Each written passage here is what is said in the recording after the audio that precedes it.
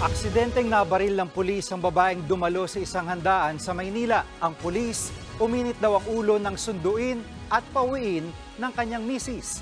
Nasa frontline ng balitang yan si Dave Abuel.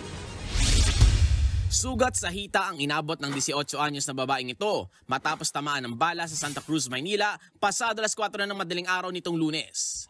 Ang nakatama sa kanya, isang pulis.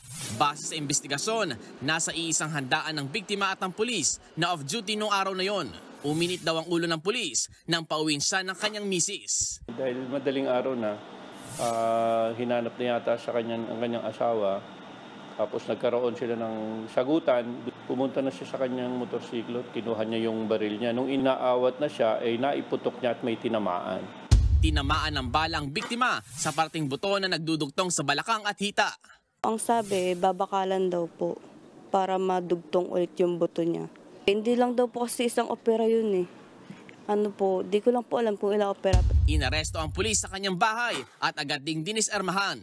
Nakatakda na bang operahan ng biktima? Nangako naman ng pulis na sasagutin ang lahat ng gastusin sa ospital. Nasa kustodiya na ng Manila Police District ang pulis na agad nirelieve sa pwesto matapos ang insidente. Tumanggi siyang humarap sa kamera at magpa-unlock ng panayam.